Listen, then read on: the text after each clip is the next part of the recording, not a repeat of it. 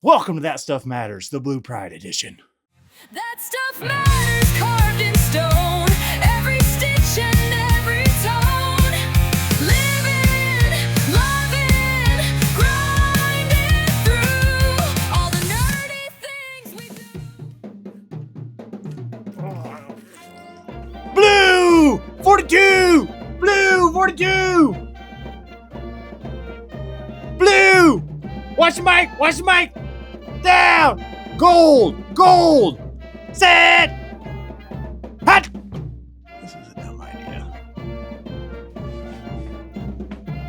Welcome to That Stuff Matters, home of the dumbest podcast in North Missouri. I think I'm an idiot. I'm breathing way too hard for somebody who's just acting like an idiot filming a podcast. We're loyal to you, Brookfield High. We're blue and we're white, Brookfield High. Woo! Who's walking? Who's walking? Come on, boys. Who's walking? I just remember back, practice in my days was always like, stuff will be. We're sprinting 40s. I'm going to have to put a stick in the ground to make sure you're moving. Welcome to That Stuff Matters, Episode 7, the Blue Pride edition, the Oski Wawa edition, the Who's Walking edition. Oh, man. Brookfield Football. That it gives me the tingle still. Like I can hear the music playing and I can feel the blades of grass hit my fingers and, getting down to the 3-point stance. Football is a sport like no other. And don't get me wrong, I love college football. I love NFL football. You can see the jerseys up on the wall. It's a big part of me. I play fantasy football. I love football. But there's not an experience to me in sports that's the same as Friday night football. Under those lights, when you have spent all summer long sweating and you've bled on a field and you've cried together and you've argued with your teammates and you've been on their case to get in the weight room and you've spent those hours together, you have built this camaraderie it's really hard to experience in other aspects of life. And I just don't know what's a better sporting experience than Friday Night Lights and Friday night high school football. And I think as you get older and you move away and sometimes you come back to your hometown, I hear a lot of people that will say, oh, you need to move on, get out of your hometown, spread your wings and fly, blah, blah, blah. But I've been a lot of places and this place feels like home. It really does. And Brookfield football or high school football in that regard, it changes a community. On a Friday night when the businesses close and you've got windows painted and you've got buildings lit up blue and they've been talking about it all week, and if your team's winning, man, it doesn't get much better than that. You can lift a whole community by winning, a Friday night football game. And then specifically to grow up here in Brookfield, where we have, in my opinion, the nation's greatest rivalry with our friends over in Marceline. And I truly mean that. I think I tell everyone I root for Marceline. Every day that we're not playing Marceline directly, I am cheering for Marceline. There are great people over there. But when we're playing them, and specifically in the Bell game, there's not a better rivalry in the world. And how unique is that? And I think when you grow up in it, you don't even realize that that's not normal. Like the assemblies that we have and the buildup for that game and the turnout that shows up at those games, that's not normal everywhere. And sometimes you don't realize that until you leave and you come back and you're like, man, this is pretty cool.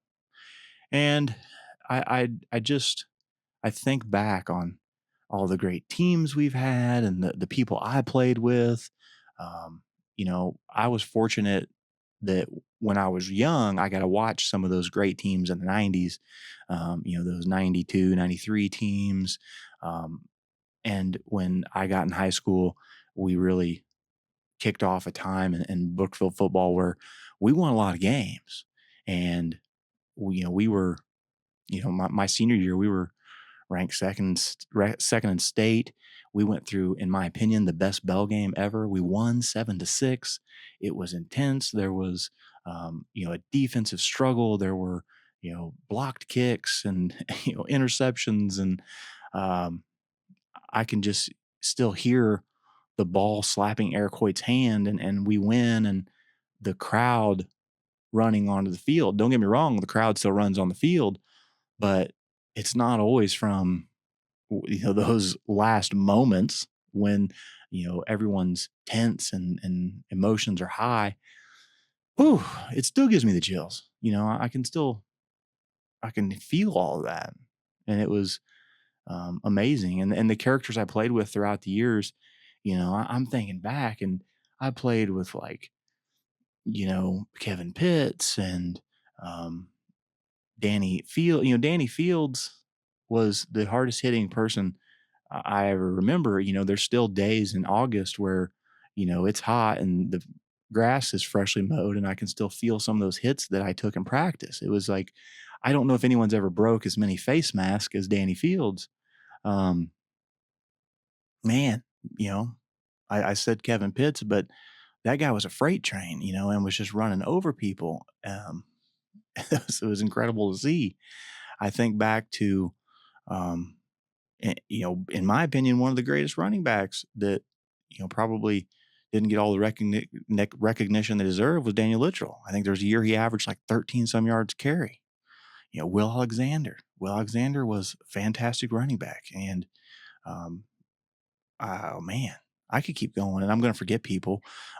Eric Hoyt and Rob Hoover and Jonathan Black and Scott Paler, and um, that was a cool time for Brookfield football. And after that, we won a lot of games, and then we go to like 2014, 2015 seasons. We fast forward all the way to there, and I'm watching my nephew, and he's playing with Reed McBroom and Seth Spicinger and um, Cup and Art Huerta and Tucker Noble. That's my nephew. There's a lot of all-state players we're talking about, and in between those were a ton of great players. So I was fortunate enough to see all those teams, and it's just it's cool to have a little episode where we just talk about the history of Brookfield football. We talk about, I didn't even know we played in so many locations. You got to go back to the 30s for this. So I know a lot of people don't know that, but there are places right around town where they played football. You don't even think about it. We weren't always the Bulldogs. There were other mascots before they settled on the Bulldogs. And I love the Bulldogs. Sometimes I wonder if maybe we should be something else because there are so many Bulldogs. But a lot of information here. And you could have episodes every week where you talk about players. And you got to remember this, it's just a couple guys talking football. The quarterback club is just made up of a few people who really care about the program, care about the community, and are looking to give back. And that's what this episode's about. I hope that by watching it, you're motivated to become a member. We're trying to fire the quarterback club back up. There is a number of things that are required for upkeep at Burlington Field, and we just need help. So we're looking at ways to increase membership. Hopefully we'll be able to organize some quarterback club specific tailgates, maybe some weekly, email chains or specific, like, exclusive group videos or messages from players and coaches. We got a lot of ideas, but it all starts with having members. And that is what's going to allow us to really maintain Burlington. The field keeps looking more and more beautiful out at the school. So you think, eventually, is that going to happen? That's not a decision for us to make, but it's not going to happen anytime soon. It's not going to be this year. It's not going to be next year. So we got a lot of players that are going to go through this program that need to have a great experience, just like the ones we had while we were there. So we hope you can become a member. And what's fun about this episode is we are trying to raise money for a great big shoot that will train players to stay low when they come off the ball. An important part of the game. It's adjustable for different size players and different things. We're working on getting a 2-man sled. So, when you break down football and blocking schemes, a lot of times you're working in a 2-man scenario, and that is really handy to have, and we don't have that currently.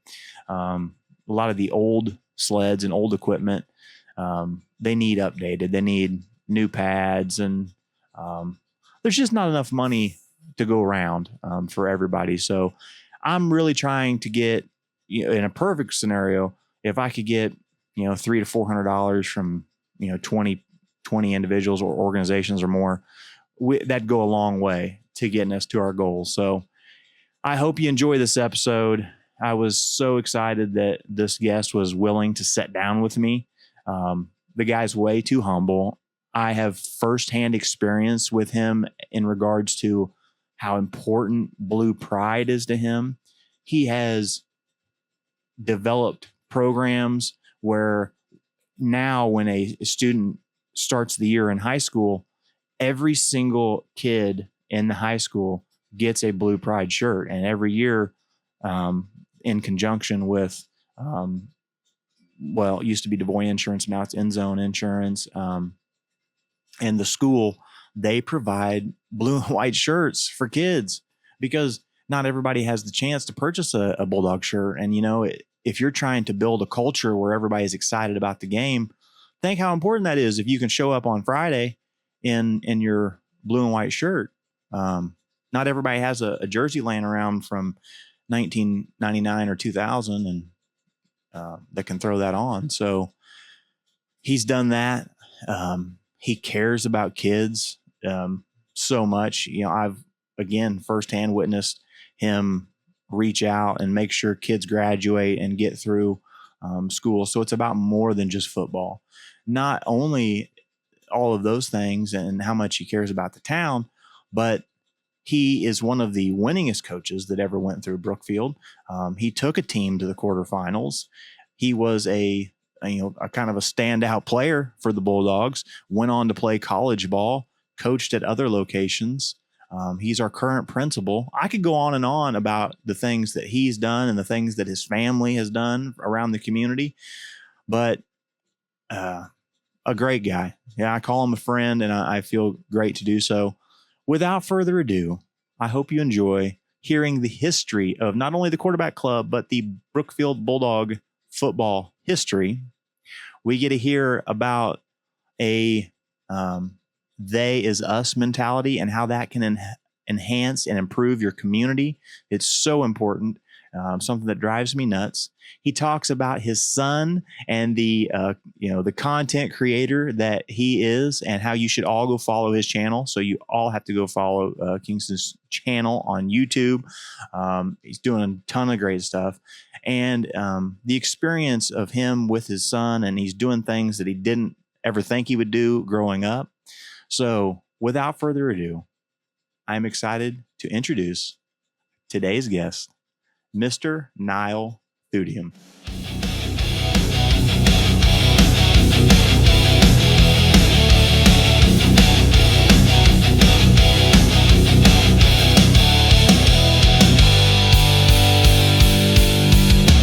Friday lights and the crowd roars loud. Blue pride surging through the thickest crowd. On the field where warriors collide. Brookfield Bulldogs, we wear that pride. Loyal hearts beat like a war drum boom. Sweat and grit cut through the evening gloom. Nile Thudium watches with a coach's eyes. Echoing chants that shake the sky. Oski Wawa, hear the call. Bulldogs rise and we take it all. Through the fight, through the pain we ride. Forever bound by that bulldog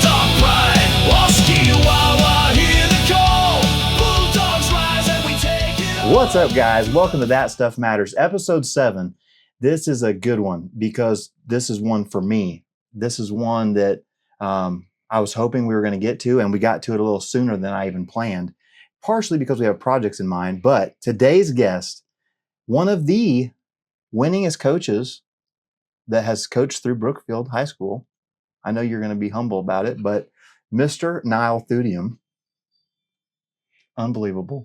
I don't know about unbelievable, but thanks for having me. And he and I are both on the Bulldog Quarterback Club, and it's an organization that's very important to us. It really was formulated to kind of upkeep Burlington, and we'll talk about that. But our mission has evolved as the years have gone by, and there are a number of things that we have done and we're trying to do. And part of this video is we're hoping that you will have interest in becoming a member. It's open to everyone. Anyone can be a member. And through that membership, we're also looking for donations currently to help with some team equipment. There are many things. I was surprised when I go out there. A lot of that stuff was there when I was there.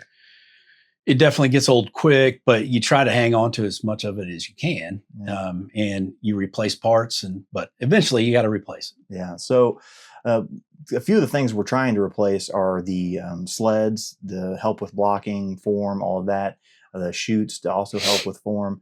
But as with most things, those things are expensive, and we are looking to raise around $13,000. Now, the quarterback club, of course, is going to be a part of that. I believe Booster Club will be willing to be a part of that, and we are looking for donations to help us get there. It would be great if people could help us out. Yeah. Sure. Just to kind of kick us off, because I am the president of the quarterback club, but I will be quick to say I don't do nearly as much as most of the members, you included in that. And I wasn't the first president. So take me back to why the quarterback club was started. And when was that? Was it 2013 maybe? I think it was about 2012. At the time, we were struggling a little bit financially at the school. And Dr. Barger had brought me in and said, there just isn't a lot of money to be spent at Burlington Field. And I'd really like for you to be thinking outside the box as to how you can raise some money to do the upkeep of Burlington Field. And it's a place that's near and dear to me, and I'm sure it is to you. And a lot of us that played there, we love the place, and we definitely don't want it to fall apart. And so I was the head coach at the time, and it felt like it was my responsibility to try to get some people together. The original group was, my dad and my cousin Ian. Coach Dave Shaw was involved in that. Russ Morris, I think, was our first president. There was just a small group of us, really, and I'm sure I missed some people with that original group. But there was about a group of 7 or 8 of us that decided that we were going to try something, and we formed the club and started to find ways to raise money. And I guess we'll talk about that here in just a minute. Well, and I remember I just got a random text message, I think, one day, and they said, "Hey, they're trying to gather former players at Burlington, and we're going to have a meeting about having a quarterback club." And I was there. I was sitting in the stands when you guys explained it all. Little did I know where that would take us. Mm-hmm. And I think it's interesting that you mentioned that, because I think a lot of people, they just have an assumption that a lot of money will always be funneled through the football programs at schools. And now football, you have more participation. The equipment's more expensive. There's a number of reasons that, people assume that. But at Brookfield, specifically for Burlington, there hasn't been money flowing through there other than regular maintenance as far as painting the field for the games and things like that. So it's not to say that the school doesn't spend any money down there, but the major projects that have been done down there have primarily been funded through the quarterback club, but with the assistance of Booster Club and the Little League football program, and then donations from people who support our club. Yeah. Well, exactly what you said. I think it's a lot of the people that'll be watching this who have contributed in some form. And it's those 3 organizations that stick out in my mind: Quarterback Club, Booster Club, and the Little League, that have really done a number of things. starting off with, our most recent project was we replaced that sideline turf right in front of the home field. That was way more expensive than we thought. For sure. First of all, it was a great idea to get it. I think it's helpful not to be, when I was in school, we stood in the mud, Mm-hmm. and on the old track, the old cinder track. So it was definitely an upgrade. It was something that was needed at the time. And I think that was probably about the time you all were in school. Mm-hmm. But over time, that turf, took a beating, especially from the weather, and it looked bad. And we spent hours and hours power washing it before the season started every year. And it was time to replace it. And like you said, unbelievably expensive. I think was it $28,000. I think glue that we had to was raise $10,000. just to put turf on the sideline. Yeah. And so you can only imagine what a stadium cost an entire field cost to replace. And you bring that up, I'll just jump out ahead of it.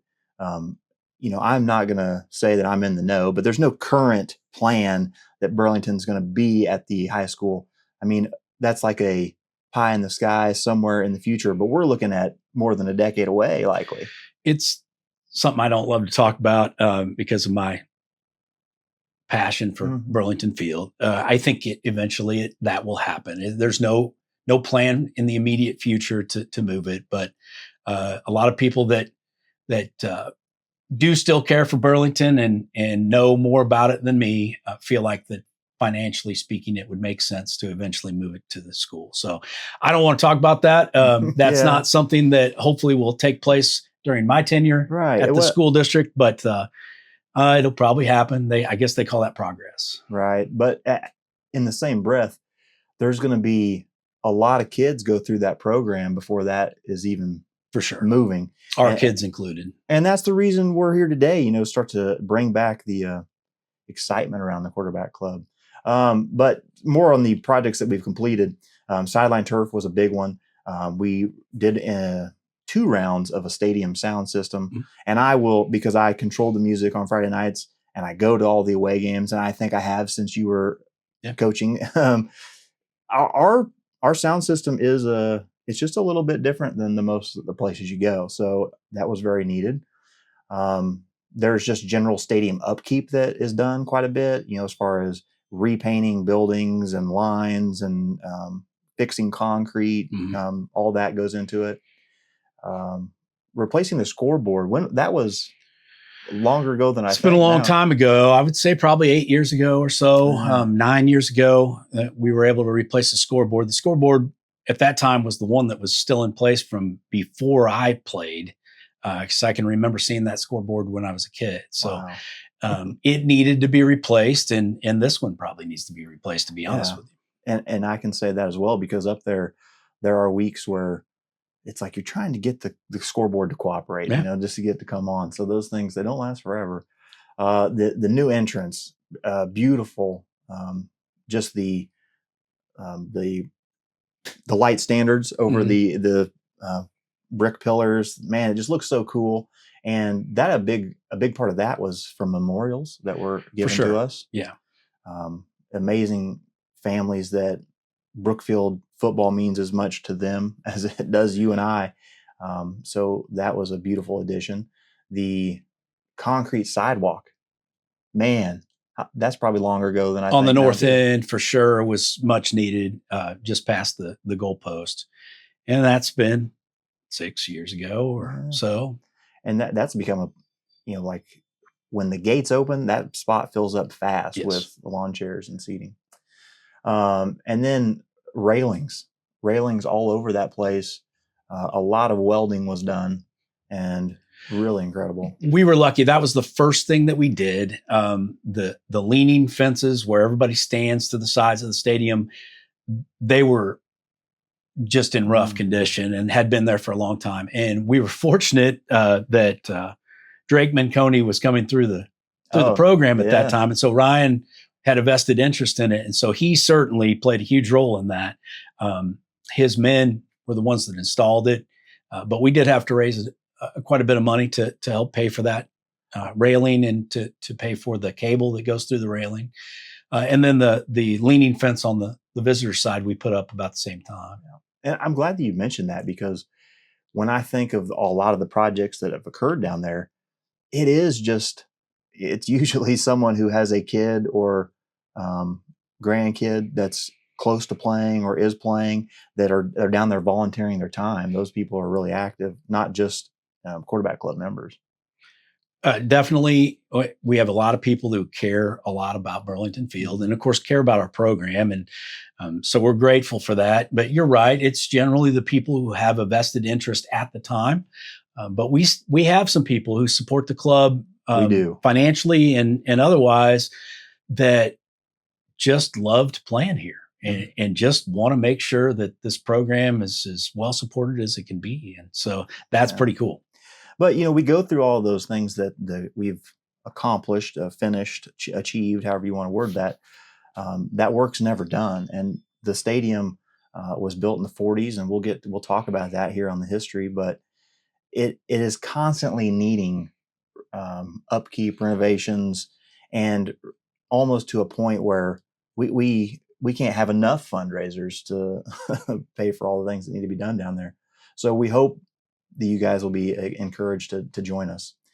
Some of our next projects that we've mentioned are the team equipment, because as we have evolved as a group, our mission statement has evolved as well, where it's, we focus on Burlington, but a major focus is on the current players and improving their experience. However we can do that with whatever they need outside of what the school can provide.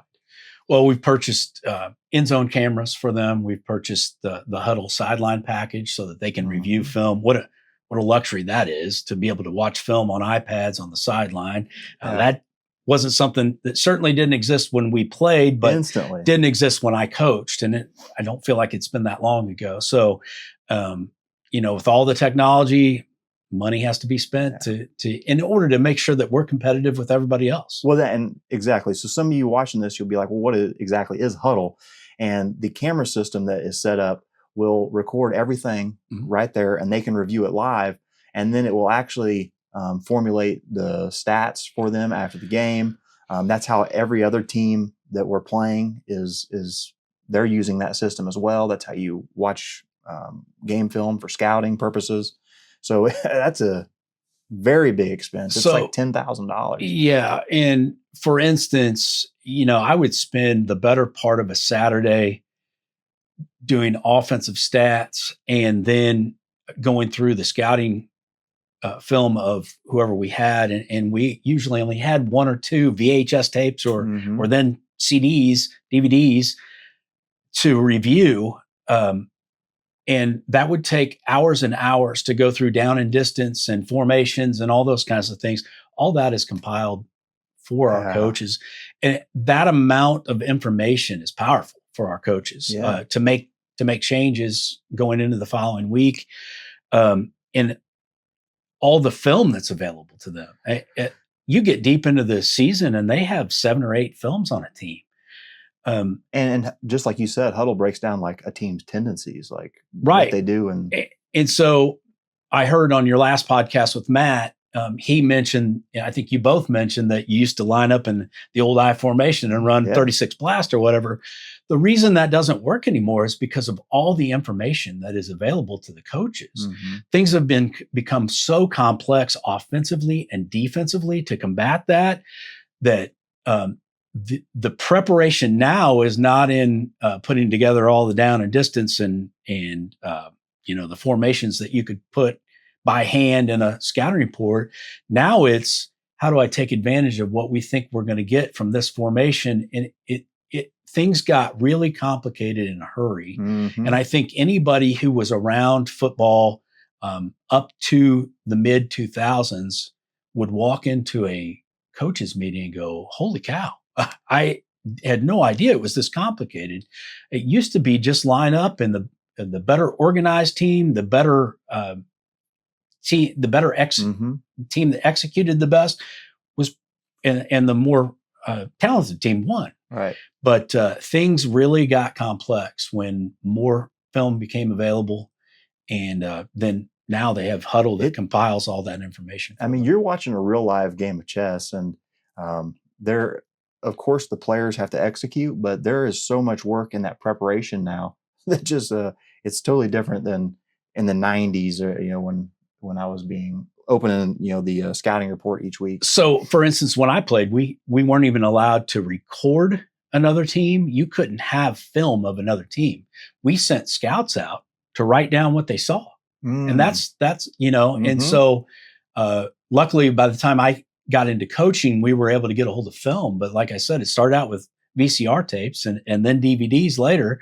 And then the last couple of years with Huddle, I coached. But and I'm not gonna lie. So my son's on the team, and I'll just grab his phone and I can pull up Huddle, and you can look through the team you're gonna play every week that they've played, and just go jump play to play, scrub through it, watch specific things, and that's wild compared to where it used to be. So for us, and Booster Club is combined in that because we offer it for all sports. So the quarterback club has helped assist the football team specifically, but Booster Club certainly throws a significant amount of money in there so that we cover all sports. All of our coaches have that kind of technology. Plus, we're able to live stream to people that aren't in Brookfield that can or need to stay home that night, can watch the games. Yeah. So I think that's been a really cool thing that we've been able to provide as well. Yeah.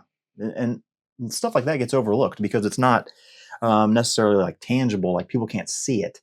So I think the point of this that I'm really trying to drive home is, while the quarterback club, maybe you don't hear about us as much, maybe you haven't seen a banquet in a while, there are things that we're working on. We need more help. So anything else on the quarterback club now? Just that we need to get reorganized. We kind of fell apart a little bit during COVID. We weren't able to have our banquet. The following year, that summer, we were beginning to prepare a banquet.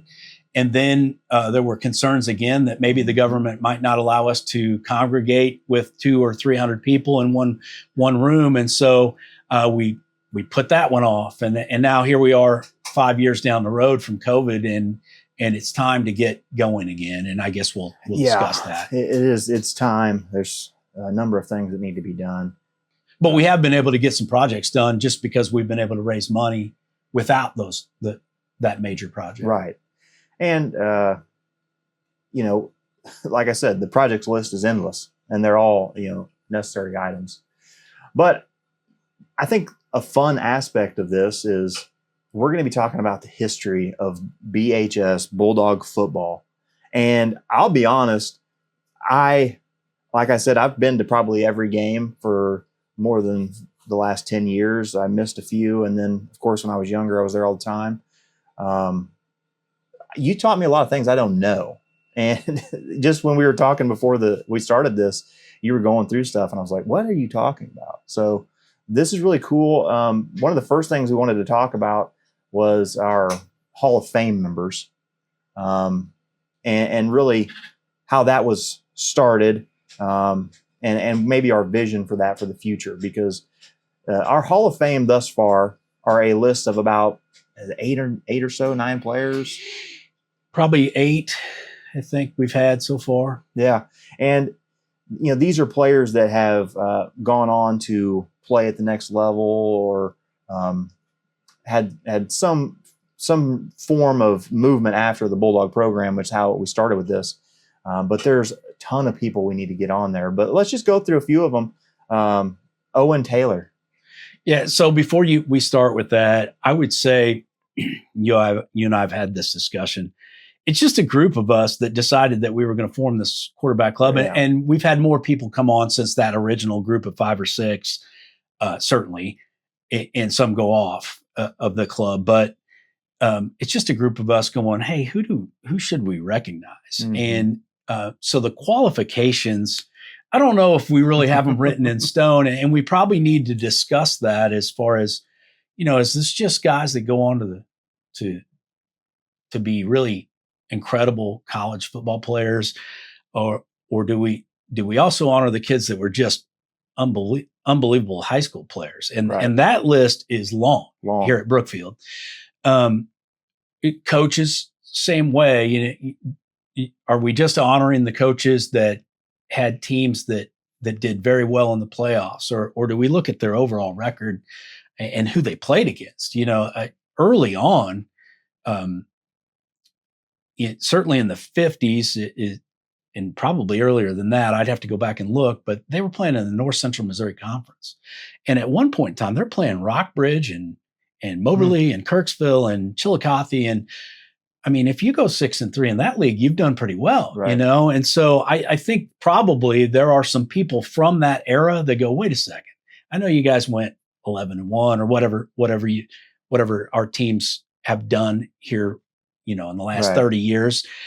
But think about who we played. And of course, I would pinpoint teams that I coached that played in the CCC and go, wait a second, Certainly. So we would have to consider what the qualifications are. But I just wanted to make sure people understand it's just a group of us guys that are passionate about the program who go, hey, who should we honor?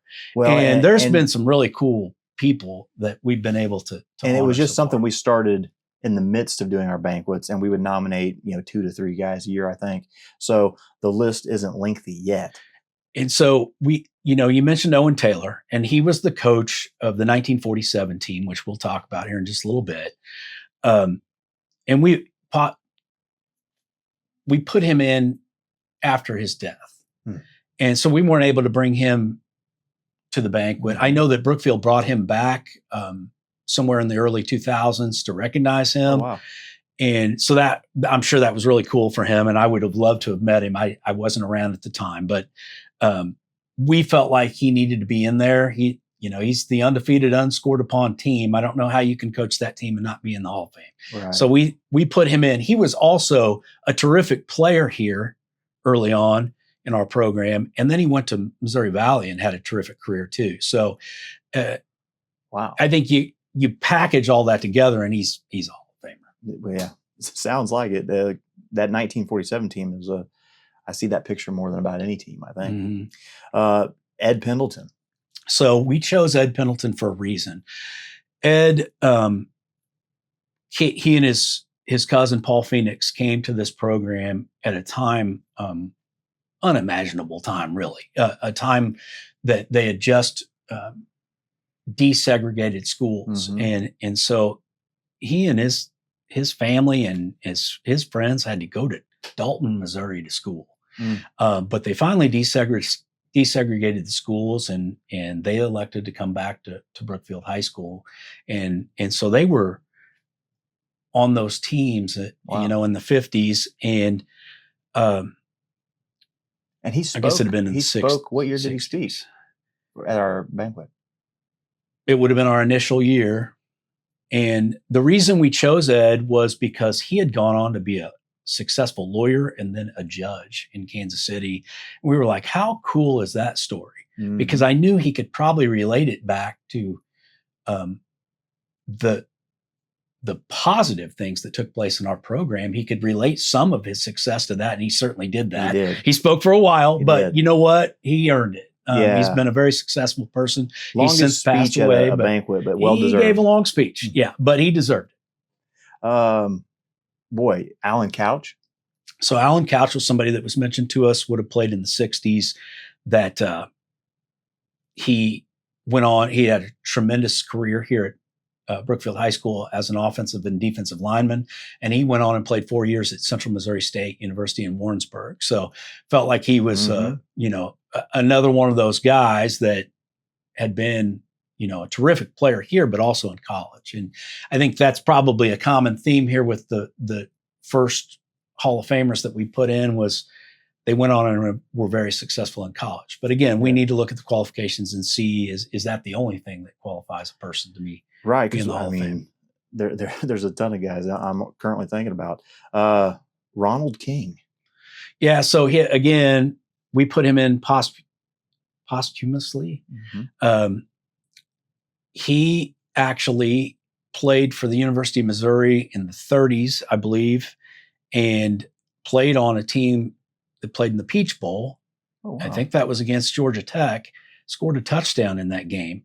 Later that spring, he left school and he went on just for a vacation and went on a a long drive from Missouri to Utah to see his parents, I believe.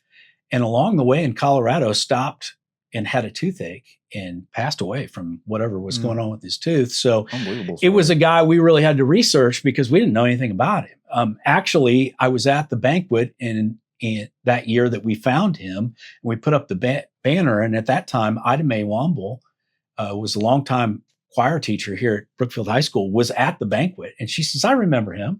And so it's funny, there were still people around who knew him, but we didn't know anything about him. Man, well, that leads me right into this next guy, Jimmy Shuck. So Jimmy Shuck definitely went to Brookfield High School at least for a while and played here. I think I'd have to go back and look, but I think he might have finished up his career at Hannibal High School, that his parents moved or something. But we considered him one of ours because he played in the Brookfield football program. And they had him listed at the University of Missouri in one of their books as Brookfield native. So we claimed him, and he actually, in the first ever homecoming game between Missouri and Kansas, supposedly the first ever homecoming in the nation. Was it Mizzou? That's where homecoming started. Supposedly that's what they claim anyway. And so he kicked the field goal, which tied the game, and that's how it ended. The first ever homecoming game ended 3-3. That gets you in the Hall of Fame. That's right. Bill Olinger. So Bill Olinger was a coach in those times that I'm talking about in the North Central Missouri Conference, and they had great records, but not records that would overwhelm you. 6-3, 7-3. But again, they're playing teams that we would have no business playing these days. They just happened to be in that conference. They didn't have any choice, and so they were very good teams. And in 1973, they were able to go to the semifinals. So we felt like Bill certainly was worthy of being a Hall of Famer as a coach here at Brookfield High School. Yeah, it's interesting. Year to year, you see schools change classes, but definitely over the course of decades, you see these classes change, and you are definitely sometimes playing a school that's quite a bit different than yours. Mike Morris. So Mike and I played together here at Brookfield, and I think we'll get into this a little bit, but if you start listing some of the best players that ever played here, and certainly some of the best athletes that ever played here, Mike is on that list, and there's no question about it.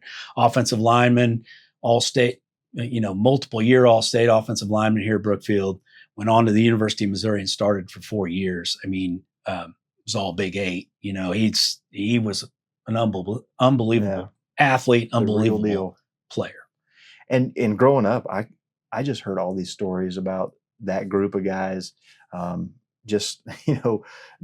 when McDonald's opened, stories about how athletic Mike was, as far as people were telling me him like dunking a basketball and doing like crazy things. So those are like, you're growing up and you're like, whoa, this young kid, unbelievable player.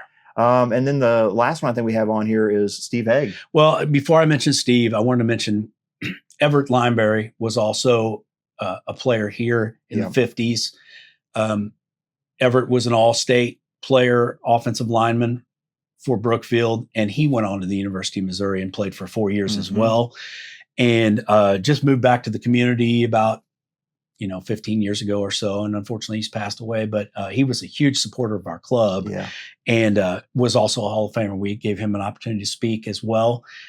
He always said his teams were terrible when he was in school, but he had a great time and learned a lot. And so he certainly mentioned that in our banquet, but he was able to go on to the University of Missouri and have a terrific career. So, and then the last one you mentioned, skipped over that one. Last one you mentioned was Steve Haig. And Steve, I was thinking about this the other day because my nephew, Devin Parn, he came up a little short of being an all-state golfer, but he was an all-state football player, certainly an all-state wrestler. And so he wanted to know how many athletes that have gone through Brookfield have been all-state in all three. And he qualified for the state tournament, but he didn't make the all-state team. And that list is short. As far as my recollection of the people that I know of, and I've researched it quite a bit, Steve Hegg's one of them, that 3-sport all-state athlete. So I did not know that. Unbelievable football player, but unbelievable in wrestling, unbelievable in track. He was terrific. And had good fortune of playing with him for a year. I was a freshman, unfortunately, at the time, so we didn't play side by side, but I certainly got to witness him. And then later at the University of Missouri, Hutchinson Junior College, and then University of Missouri. But terrific player. And another big supporter of our program. And he's coaching at Mexico. So he's no reason to support our club other than he loves Brookfield. Yeah. He loves Brookfield football. I mean, he's still a Bulldog. Yeah. That's true. And he's one that we've actually reached out to quite a bit, like asking how to do the banquet, because I think they did something similar. So he's helped us in many forms. But I was just hanging out with him yesterday. I need to ask him a little bit about more than just football and wrestling. Real quick, his track records, I feel like I just saw his name on the record board. Maybe that was just broken within a few years or something. I don't know. The track record boards are pretty interesting if you go through those. It is. I'm thinking about the discus, and it would be Rob Hoover now. Yeah. But he may have owned that before. Yeah. Man, so just an unbelievable list of some of the early people that we've inducted into the Quarterback Club Bulldog Football Hall of Fame, and someone who that we need to talk about that isn't in that Hall of Fame, but certainly is in a category all their own, is Jeff and Jim Elliott, and the number of things that they do for us, with us, it never stops. They just keep showing up, and I can't imagine Brookfield football without them. It's pretty crazy to think about that. I remember when Jeff got started, I was a kid. At the time, George Reed was the announcer for Brookfield football, and he had a very distinctive voice as well. I can remember, I can hear it in my head right now. I had the good fortune of living 3 blocks away from Burlington Field. So when the lights came on, it didn't matter whether it was JV, middle school, whatever. If my parents were okay with it, I wandered down there and watched football. And so I heard George Reed quite a bit. But as I was coming up through the program, that's when they were transitioning. George was stepping away. I think George stayed on as JV for a while Jeff did the varsity game. So I got to see both those guys. George was a long time announcer for us. And so here Jeff took over, and he's been doing it for, 35 years now, something like that. It's incredible. You see it every Friday night. Mm-hmm. He's doing the radio and the PA announcing at the same time. And I have no idea how he keeps it straight in his head. He's incredibly talented, and I don't think he even knows it. He's a very humble guy. And I think he's always just cared deeply about Brookfield High School and loves Brookfield football, but he is incredibly talented. He is not just his voice, not just the gift of the voice, but to be able to transition from radio to the PA announcer and then back and not ever mess that up. Not ever accidentally do his radio on the PA is just incredible. So to break that down, because I'm sitting next to him, every week, so he and I are in one room, and then Jim and now Bill Eric are in the other room, and just the flow of what they're doing is it's incredible, because they'll be talking on the radio and a play is going on, and then Jeff will look over to me and I'll tell him who made the tackle, and he's switching microphones while this is happening, starts to announce to the crowd. Instantly while this occurs, Jim picks up and is keeping the flow going, and then just without stop, and he makes that announcement, goes back to the radio. It's like nothing happened. And that's not something that you see.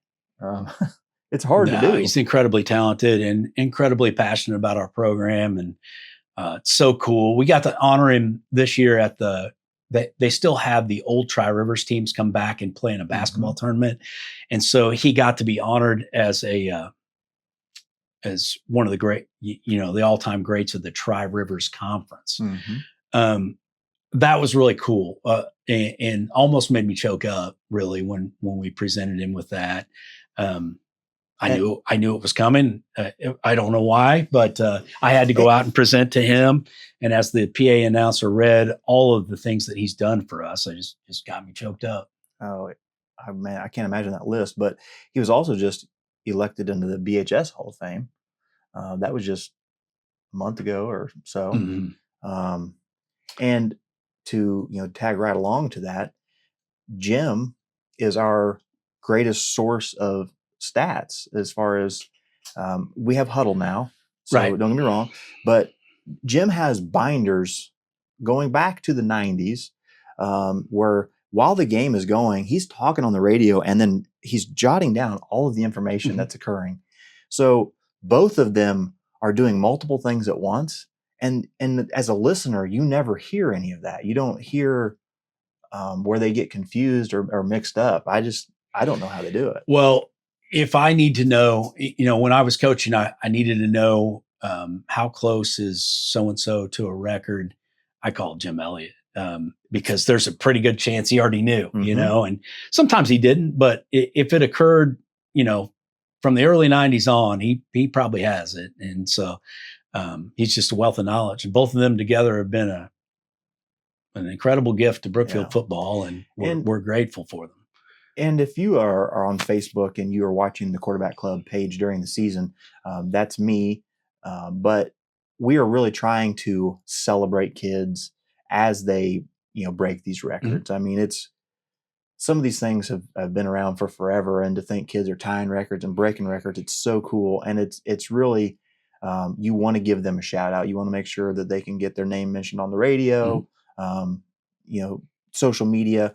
I will say that I feel like there's not as much coverage media-wise through like the newspaper and things of that nature anymore. So we are trying to celebrate those kids, and we do reach out to Jim. What do you have down for this record? And right. he is our greatest source. So just unbelievable, those guys. And I know Burlington is very special to them. But if we go back, how many stadiums or I won't say stadiums, how many places has Brookfield played football? So there have been 6 different places the Brookfield have played. And a lot of those were just parks or pastures, essentially. Because you got to remember when they first started playing in 1896, that, football didn't look like it does now. The forward pass was outlawed. You couldn't even do that. It was more like rugby, really. And you could just get together with a bunch of people, just like you and I did in the backyards. You could get together with a bunch of people and just play. But it was just organized by the school early on there. So this has taken a great deal of research because people aren't around anymore that know where something took place in 1896. So a lot of this is either we were able to find photos or information from somebody, or looking through plot maps, trying to determine, okay, there's the last name that looks just like this, and it's an open field. That's got to be it. So, for instance, in 1896, when they first started playing, they played at Cuesta Park. Well, Cuesta Park, I've looked all over the place. You can't find a mention of Cuesta Park. However, there is a huge open field directly across from where Apex and Dollar General is now. That was an open field, and it was owned by the Cuestas. So we assume that was the first game ever played by Brookfield High School was played at Cuesta Park. And they were there for a few years before they finally decided to move on. I know that, without looking back at the history book, I know that like in 1909 or 1902, they played a game, and it's quoted in the newspaper as saying that Brookfield High School wisely chose to play downhill in the second half, which they felt led to their momentum to winning the game. So these weren't flat fields like you see now. It was just wherever they could find an open space that had the proper length of field at the time or whatever. So that was the first one. And then they were fortunate back then. And if anybody's seen these photos of the old, the fairgrounds. They used to have horse races and things like that. Well, that's where kind of the area where Brookfield Plaza, Senate Bill 40, Kelly's Fireworks area. Okay. It's in that general vicinity, which would be relatively close. Probably when you put all of it together, would be pretty close to Rusk Park. But I know that they always indicate that it's kind of, at least the entrance must have been somewhere near Senate Bill 40. Wow. So they played at the fairgrounds for quite a while. And then there was a year where a few years where they played at Powell Park. And Ian mentioned this on a recent podcast that you had. Some guy just randomly walks in and hands him this rolled up photo of this baseball team sitting in a stadium. And it says Powell Park. And then based on what was in the background, we pieced that together and we're like, well, that's where the Ameren substation is now. That's over by the dump and the water treatment place. So, and we had an idea that might be it because, again, the plot map showed that a family by the name of Powell owned that land, but we weren't certain until this guy shows up with a photo of the stadium. There was actually a stadium there early on. And so, and again, they were playing baseball there as well. But so that would have been the third place, right? The third place that they played. And then they played for one year. This is the only one I'm not aware of. They played for 1 year at Willard Field. And there may be somebody out there that knows where that was. Yeah. I've asked a million people. Nobody seems to know. And I review old plot maps quite a bit. I've not seen that name mentioned, but I'm sure I could find it if I keep digging around. So if anyone knows anything about Willard Field, they only played there in 1919. So that gives you an idea of where to look, but they played there for 1 year. And then they moved on to a place that I actually was aware of because I have a photo in my office of my grandpa. My grandpa graduated in 1942 and they didn't play at Reading Field, but that's where they practiced. And Reading Field is where Sean Sayer lives now. Where he keeps all his Longhorns. It's at the end of Dake Street, kind of Dake and Pleasure Street, Dake and Gamble Street, somewhere in that vicinity. It's just a big open field. I have no idea whether it was flatter back then or if they just played it as it was. But it did have a fence around it. So it was somewhat of a stadium at the time. My guess is everybody just sat in whatever they had. I don't think they had probably stadium seating, but it was the football stadium for 4 or 5 years. What year was that?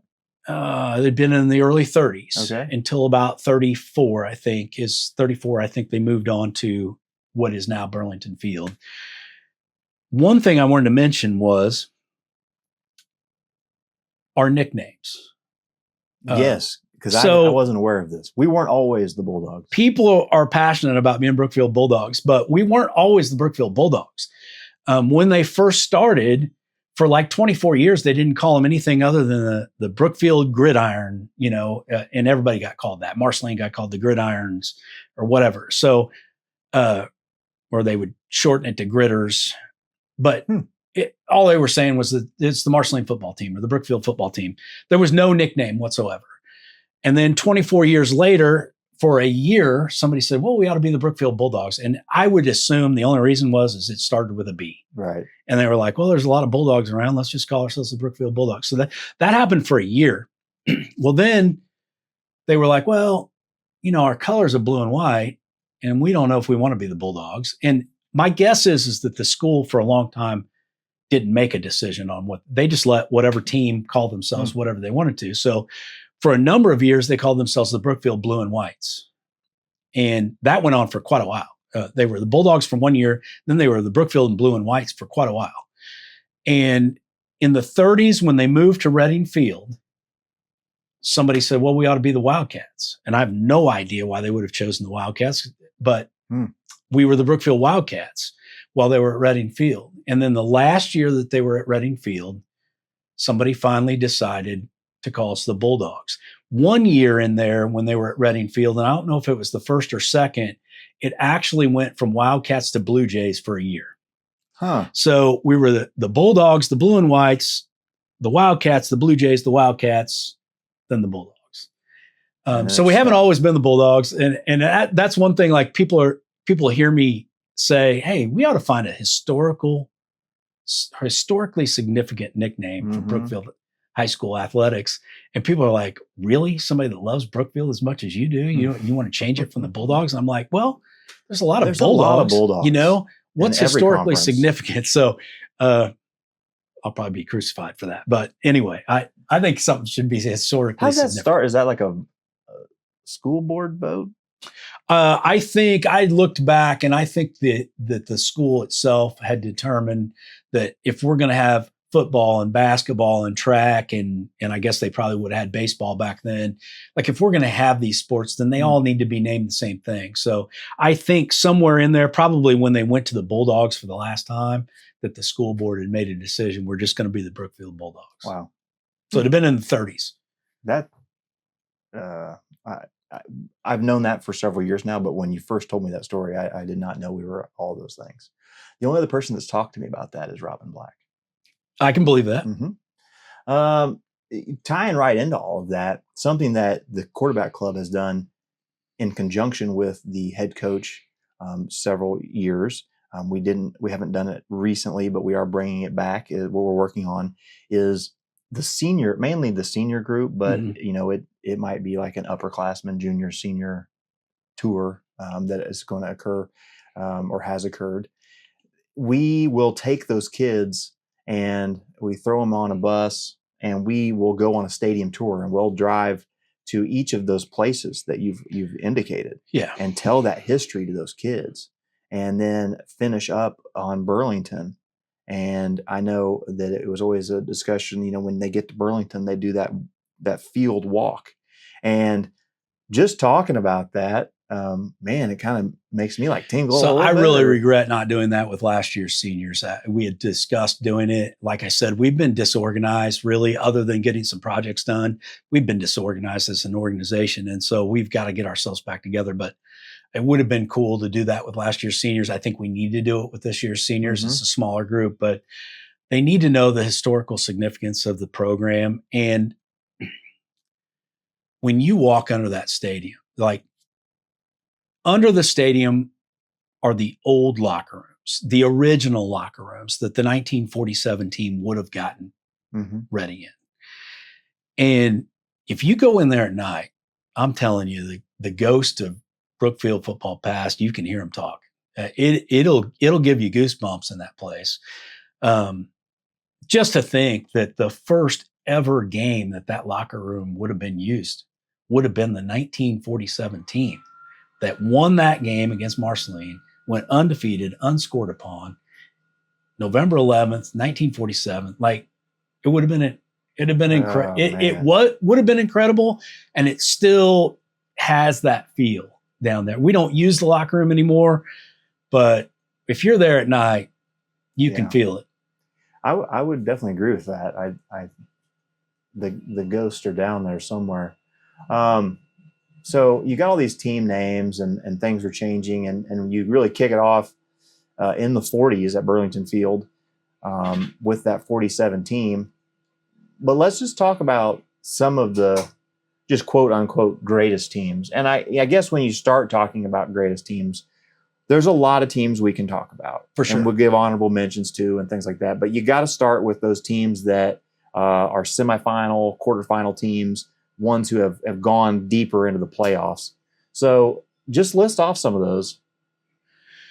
Well, again, I don't know what kind of competition they were playing. I can only look at their records. I can look at the schools they played and figure that they must have been pretty difficult games. But so in 1932, a guy by the name of Bill Barton was the coach. They went 9-0.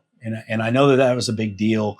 I also know that Bill Barton was still the coach and was extremely successful, like with 8-1 teams and 7-2 teams when the Bell game came about. And not that we weren't already playing Marceline, we were, but when the Bell itself made its appearance, Bill Barton and his team were a part of that, significant part of that. They had beaten Marceline the year before.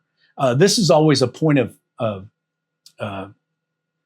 where Brookfield and Marceline don't necessarily agree. And there's I mean, it just happens that their history is a little bit different than ours. Doesn't affect the overall record. Actually, Brookfield won the year that they claimed 36. We claimed 37. Based on our records, a group of people got together at Brookfield High School in the spring of 37 and decided it was really more of a group of alumnus that wanted to help with the culture, the overall culture of the school. And as the high school principal, we do that every year. We're trying to go, hey, how can we make things better? But they wanted to create some excitement around the community and the school. And so they were like, well, hey, one thing we can do is, we play Marceline every year. We ought to play for something.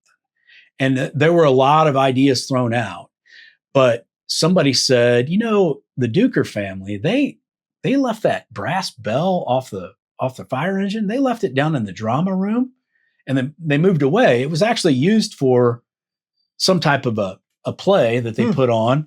And they left it down in the drama room, down on the stage someplace in the old high school. And they're like, that thing would be pretty cool and so the whole group just voted and they were like, yeah, let's use that. And so that later on that spring, Bill Barton and his football team went down to the DeGraw Theater right across the street from your place here. And it was like a big community thing. I think there was some type of production going on, but they brought the whole team in. And you have to remember back then they all wore suit and ties, and so the whole team walks in suit and ties. And the organization, the group of people who chose the bell as the traveling trophy, presented it to Bill Barton and his football team. And so Brookfield took that with them to the game. And then if you read the newspaper reports, and this is why it's sort of debated, well, was it given away even earlier than that? And debated by Marceline that it must have started in 36 at least. It says Brookfield again returns with the historic bell. Well, we think that just meant that we took it over there and we brought it back with us because we won. So his teams, Bill Barton's teams in the 30s would have been certainly among the best teams. I just love it that we have a rivalry where we can each stand our ground so firmly on these little details. I will say that there was a book written, and it is all the history of Linn County football. And he was able to debunk some of the issues, some of the conflict between the two schools, and even the record, the overall record of the bell game, he was able to determine, because each school might claim a certain record, and then you go back through and you go, wait a second, they didn't even play for the bell that long. Or, well, they're claiming a victory, but they got the victory because they used to play twice a year. Right. And so, well, they got the victory in a game that wasn't the bell game. So we have to go back and count only the bell game. And so he keeps account of the overall record, but he also kept account of the exact games in which the bell was presented. Man, we could do a whole episode on just the bell game. Yeah, honestly. for sure. What was his name? Oh, geez. I knew Matt Flore, I believe is his name.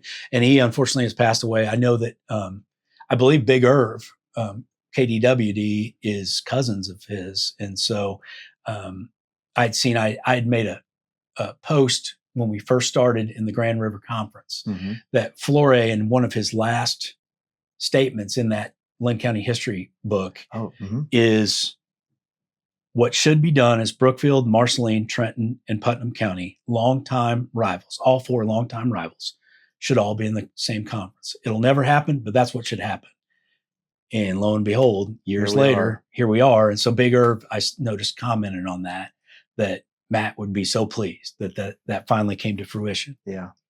Well, it does. It makes a lot of sense that those programs are all connected in play.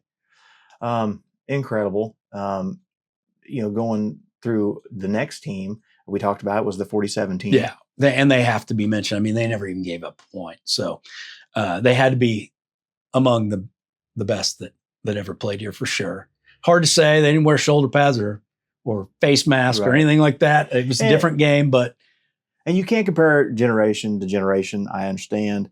But if you're talking about not letting a team score, that's hard to do in anything for a single game, let alone you did all season. For sure. Wow. And then, they finished it up Armistice Day, November 11th, which I'll mention my grandpa again. My grandpa started the Little League football program and then at 1950s, late 1950s, when my dad and my uncle were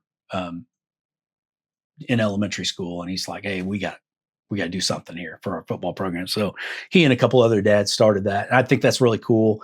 That's one of the things that makes this program so meaningful for me. But my grandpa, they got married my grandpa and grandma got married Armistice Day, 1947.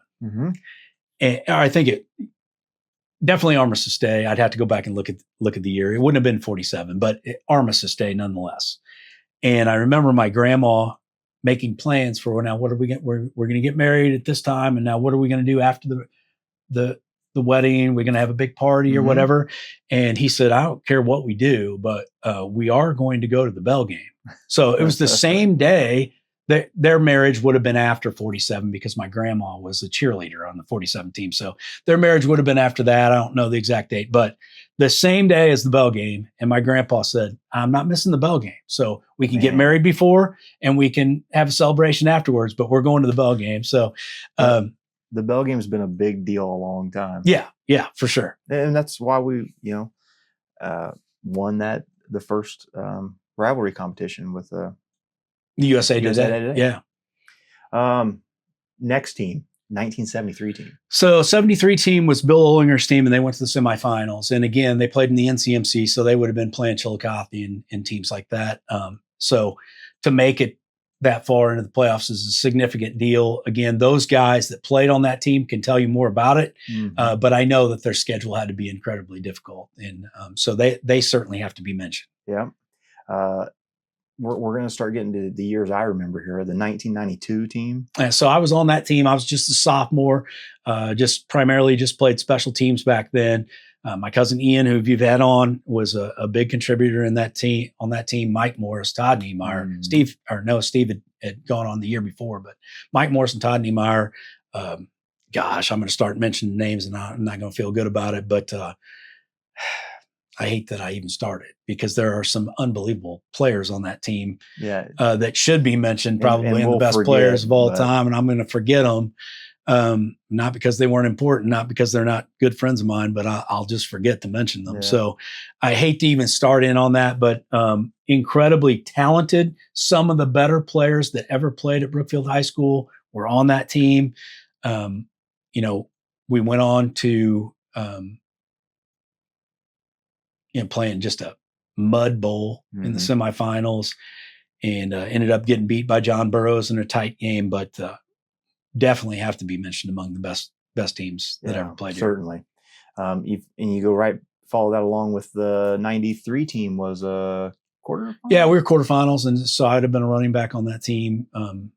Again, many of those main players and some of the guys that still own records today are on that team. I just hate to start listing names because I'll leave people out, and then you'll hear about it. Yeah, then I'll hear about it. I hate that I even started, because there are so many good players on those teams that were incredibly talented. But we were able to go to the quarterfinals, had the lead late against Monroe City, and they got past us. So yeah, from that team into our next quarterfinal team, we got a gap. But it wasn't for lack of winning. There's a number of years there in the late 90s, early 2000s where we were just a pretty dominant team. And a couple teams come to mind. The 2000 team, which would have been my senior year. We played in 2000, class of 01. And then the 2007 should have been team with like Luke Lambert. Yeah. So those are some 6 and 7, I think, with Luke and those guys. And again, you start mentioning names, you're going to feel bad, because a lot of those guys are terrific players, some of the best that ever played here. Right. And that's why it makes it difficult to pick a Hall of Fame. Like, it's why it's easy to go, well, these guys went on and played. It's easy because Luke Lambert went on and had a great career at the University of Missouri. Easy to pick him, but there are some really, really good high school football players that played here, never went on to college to play, but we're definitely some of the best that ever played here. But so 06 and 07, I know for sure they ran into Cameron, who won the state championship back to back. Sometimes it's just the luck of the draw of who you run into in the early rounds of the playoffs. And we talked about that old school, like I-form, just like pounding. I remember like Cameron was like one of those first teams that was like, they're showing up like going 5 wide and shotgun, just running. And it was like, what is happening? Yeah. It's hard for a defense and even as good a defense coordinator as Coach Shaw was, he had not seen it, or very rarely, and generally not with the same type of athletes that team had. So it's difficult to adapt to that, and it's why it's so difficult now to call defense, because offenses have become so complex. Yeah, certainly. And then, like I said, ton of good teams, but you go to the next quarterfinal team. Another one that I know is close to you and close to me as well was the 2015 season. 14 and 15 were both incredible seasons. The 14 we got beat by, I guess I'm on my years. It's hard for me to keep track, but got beat by East Buchanan at our place in the playoffs, in the district championship game. And they ended up being one of the best teams in the state that year. But, again, another one of those all-out spread, no-huddle offenses. We had evolved to that, just not at the level East Buchanan was playing at that time. So we struggled with it, but we were able to turn around the next year and beat them handily. And so that was pretty satisfying. Sometimes it's the luck of the draw, as I said. I certainly believe we were one of the top 4 teams in the state. Both those years we beat Palmyra, and Palmyra ended up in the semifinals both years. They went the opposite side of the bracket and didn't have to play East Buchanan. We got by East Buchanan in the following year and played Lafayette County and came down to the last couple of plays. We just came up a little bit short, but but terrific teams. And again, some unbelievable players on those teams, and not all of them went on to play in college. So that's where I really want to stop short. The guys that played for me, I don't want to offend any of them because we had some unbelievable players, and the guys I played with, I already started with, and I hate that I even did it. And I just want to say, as a spectator those years, my nephew was playing, and I know both my wife and I have talked about it. Those were some of the best, like, just nights that we've had. Just the excitement around Brookfield football and going and watching us win. And then when we did lose, it was like we came back and overcame, those losses and worked harder. And it was really incredible just to watch. So how many wins did you have total as a coach? I don't know how many I had here. I know that in my career, I ended up with 104. And the only reason I'm knowledgeable about that is that the first game of my last year of coaching, we beat South Shelby. And as I'm walking onto the field to go shake the hand of Coach Wilt from South Shelby, I hear Jeff Elliott say, "That's win number 100 for Coach Thudium." And not to say I'm not that humble that I don't feel like that I was decent. I feel like I was a decent coach. Don't get me wrong, but certainly can't take credit for all of that. So we had some unbelievable players, and some kids that just were so smart, so intelligent. And so I would say, had you asked me that when I was coaching at Paris, Missouri, I'd have probably taken a lot of credit. But as you get old, you realize there's a lot of good assistant coaches and a lot of good players that go into that. And so then you start, as time goes on, you start to pay less and less attention to your own record and only worry about the team that you're coaching. I mean, and I get what you're saying, but you were part of the 92, 93 team. You lived through that. Then you come back and you coach and you had success here. You, like it or not, you're a big part of Brookfield football history. Well, I mean, I wasn't the best player on our teams. I wasn't the best coach that ever coached here, but I like to think I put my heart and soul into it. I don't think anybody can question that, I guess. They can question my coaching decisions and things like that. But I certainly gave my heart and soul. There's only one coaching decision that comes to mind, Nile. But if it would have worked out, you'd have been. Yeah, it probably wasn't the best idea to fake an extra point with your all-state kicker. If it would have played out, unbelievable. You bring that up, and I just want to throw out a few names. And like I said, Oh boy. this is going to be tough for you. But boy, Art Huerta, you talk about maybe a name that doesn't get thrown around a lot, but to come in and be a kicker of the caliber that he was, I remember watching games where we won just kicking field goals. Yeah. And he was such a weapon. It was like you almost don't want him on the field to let him get hurt. So I don't mind talking about Art because I don't know who could even argue. I know quite a bit about the history of Bulldog football. I don't think that I feel pretty confident saying there was never a better kicker than Art Huerta. Just incredible. And a difference maker, could flip field position. You know, we would put them in a bad spot just by kicking the ball through the end zone. Mm-hmm. We didn't have to worry about you returning a kickoff, for a touchdown or what. We were just going to kick it through the end zone. And then if we got in any type of range, we were going to try to kick a field goal rather than go for it on fourth down. And so we're that really range, things. He could make 50 yards. Yeah. I think sure. he hit a 49. I think maybe it's the I think record. so. I'd have to look at the record, but yeah, it's something like that. That's amazing. And again, we're going to miss so many people, but I just want to throw some things out there. We talked about Luke Lambert. I mean, incredible player. We'll go on and watch him play at Mizzou. I just remember people around town wearing Lambert jerseys, and you got to bring his name up. Oh, no question. He's certainly among the greatest players that ever played here. I didn't see them all. So it's hard for me to say, but to go on and have the career that he had in college, I don't think there's any question. He's one of the best. Yeah. It's just a matter of opinion, I guess, more so than anything else, as to who really was the best. Yeah. Now, I got to throw this guy out there, and you should know him well, Reed McBroom. Yeah, for sure. Tell me the story about when you realized he was going to be a varsity player for you, because I remember the story. So we knew he was a good player in middle school, but the step from middle school to your freshman year and then expecting to play varsity is really, especially back then. Now you see it a little bit more now that a young kid just is more developed and able to help with, but back then you didn't have very many freshmen that stepped on the field.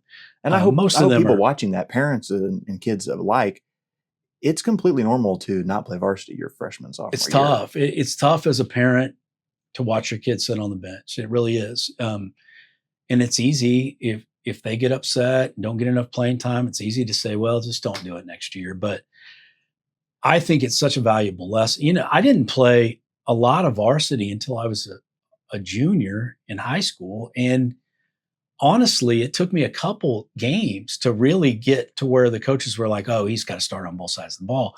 And after that, I never stepped off the field. But I could have given up, and we have lots of kids like that. They could have given up, but they stayed with it. They stayed positive. They cheered the other kids on. They played whatever role was asked of them, and they got better. And the best way to do that is in the weight room. And they got in the weight room and they made themselves players. And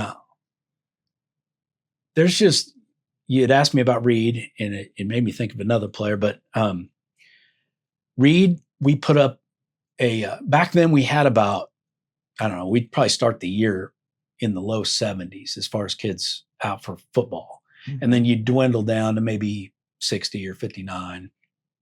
We did have more kids in school back then. So, but anyway, we put up a depth chart, and he was third on the depth chart at running back. And I remember his dad telling me, I said, did that affect him in any way? And he said, well, looks like I got some work to do to prove myself. And I was like, you're 14 years old or something, it's incredible that he would even think that, but he worked and worked and worked. And I'm not 100%. I feel certain he probably started at middle linebacker in his opening game, but after that, he was a starter on both sides of the ball. And I think he proved why he was deserving of that. Yeah. He was incredibly strong coming in as a freshman, not your typical can't bench the bar type freshman. You know, he was already developed physically, not to the degree he eventually got to, but he was big and strong already and fast. Yeah. This is fun. I like just throwing names out to you, see what you think. What about, we'll go back about Johnny Dodge. Okay. So we had talked about that before. I was fortunate enough to live 3 blocks away from Burlington Field. Mm-hmm. So when I was a kid, as long as my parents were okay with it, if I heard George Reed on the PA announcer, if I heard his voice come over the speakers, I would go in and I'd be like, "Hey, can I go down to the game?" I didn't know whether it was middle school, JV. I didn't know what was going on. I just wanted to go watch football. So a lot of times my dad would take me, or he back then you trusted your kids to go places and come back. So I would just walk down there and watch the game. And we weren't good back then. In the 80s, we struggled a lot. So, but the one resounding name that I would hear over and over again from George Reed's voice, and I can hear it in my head, was Johnny Dodge. And so, when you're growing up and you're playing football in the backyard, and I did it virtually every day of the summer, for sure, and the fall, I wanted to be Johnny Dodge. So I don't know. Johnny went on and had a good career at Missouri Valley as well. And I don't know if he's among the best players that ever played, but to me, he was, and so I would guess that of probably the teams that I coached and this team this past year, there are little kids, my son included, that watch those teams and they're like, I want to be just like you name the player. Yeah. But that's why I mentioned Johnny was, I'm sure he was, among the best players that ever played here, but I don't know if he's up there with Luke Lambert or Reed McBroom or whatever. But to me, at that age, he was the guy. Yeah. It's funny that you bring that up. And I mean, we're going wherever now. We're just 2 guys talking about football. So when these kids are watching, I don't know if they realize, like kids right now currently, we just watched our quarterbacks. The last 2 quarterbacks we've had were the number 1 and number 2 all time in passing yards. And that is a shout out to Colton Parn and Trey Switzer. Both had phenomenal careers here. Mm-hmm. And you think about that. Those are our last 2 quarterbacks that were right there neck and neck. Think about the quarterbacks that I'm just, Luke Austin and Brandon Zachary and Brent Paler. And I mean, the list goes like on and on. It's incredible that the kids watching now are watching some really good talent. Yeah, we had a really good one, in that group there too. And again, I'm trying to avoid mentioning the names, but there have been some terrific quarterbacks and that played at a time when, we didn't throw the ball all the time. We lined up and ran 44 dive and 36 blast, and to throw for 1,000 yards makes you pretty darn good. And there's some wide receivers that I played with that I haven't mentioned, and wide receivers that were on the teams that I coached that I haven't mentioned that were unbelievable. That and so there's been a lot of talent here, and that's why I say it's just a bunch of us sitting around going, "Hey, you deserve to be recognized." Probably need to come up with some qualifications because there have been some terrific players here at Brookfield High School. I mean, fun to watch players. I'm a big O-line guy, and I just want to say, I feel like if you gave me these 5 guys, that I think in any situation we could get 4 yards, and that was going to be Steve Haig, Mike Morris, Niemeyer, Devin Parn, Eric Hoyt. Okay, I mean they're definitely deserving of being up there. I don't know who stops that, in short yardage. It's with a line like that, maybe you could go back to just eye form and run it down their throat. Yes. Yeah. If you can dominate them physically up front, then you can probably get away with that. Yeah. You don't want to hear this, but like, who would you put on your Mount Rushmore of Brookfield football? And it may not all be, because I would put Jeff Elliott on my Mount Rushmore. Oh, okay. All right. Well, I'm probably not. I won't go that far, but I will do this. I mentioned my grandpa. So Ian and I, we're a year apart. So we grew up playing football together our whole lives. And whether it was us watching high school football or us playing high school football, we saw a ton of really good players. And so inevitably at Sunday dinner, we'd get into a conversation about who was the best player that ever played at Brookfield High School. And we would always say one of them we saw or somebody we played with or, and my grandpa graduated in 1942. So 5 years prior, well, I guess really 6 years prior to that group, but he would always say, you have no idea what you're talking about. The best player that ever played at Brookfield High School played on the 47 team, and that's Dick Toohey. And there isn't any question about it. And I always thought when he said that, I was like, it's really crazy that he says that, because if I think about it as a player, when I played here, I wouldn't have probably pointed to your all's team and gone, well, he's the best player that ever played here, because I would think, well, the guys that I played around were the best players that ever played here. I always thought that was unique that he said that about a guy that's 6 years younger than him, that he saw that guy and thought he was incredible. But years later, Mickey Beach, Tim Thomason, and I were at Columbia meeting with Dick Cochran because we were trying to come up with a plan to name the track facility after Dick Cochran. And Dick Cochran's a world-renowned athlete. He got bronze medal in the in the discus. I just saw photos of him in high school. I mean, the guy was a unit. He was a large human. So I knew Dick had played football. Obviously, he was track and field was his thing, but I knew he was a pretty good football player, and I knew he would probably have an opinion. So I said, Dick, we've asked you a lot about track. I said, who was the best player you ever saw play football at Brookfield High School? And he hesitated for a second. Then he goes, I was just a little kid. But he said, the best player I ever saw was Dick Toohey. And I was blown away by that somebody, my grandfather, who graduated 6 years before him, and then Dick Cochran had graduated, I believe, 9 years after him, had the exact same opinion of a player. So Dick Toohey's on the Mount Rushmore, and I never saw him play. I wish I would have, but he must have been incredible. Wow. That's fun. I love to hear those stories. And we've got those guys in the Hall of Fame are probably up there. There are some people who have been mentioned to me that probably deserve to be in the Hall of Fame. Dick Toohey's one of them, by the way. We're going to have to put him in just based on personal experience. All right. I know that Shane Kavanaugh had mentioned a long time ago to my dad that there was this guy that his dad, Cotton Kavanaugh, had played against in high school. And he would always say, Brookfield wasn't very good when we were playing. But we hated to play Brookfield because there was one player that we could not stop. And the guy's name is Ralph Alexander. And I don't know a lot about him, except for he went on to Northeast Missouri State University, the Teachers College, Truman State. And he was co-captain of that football team with Cotton Kavanaugh. So Brookfield and Marceline were both captains on that team. And the coach was Don Farreau. So that guy's got to be up there. I don't know. He must have been really, really good. I don't know. I know that, the 73, those guys that grew up in the 70s, the early 70s, think very highly of Dennis Hope, who was a two-time 1,000-yard rusher. Roger Hudson played in the late 60s, early 70s, I believe. He went on to play at Princeton. I don't know much about him.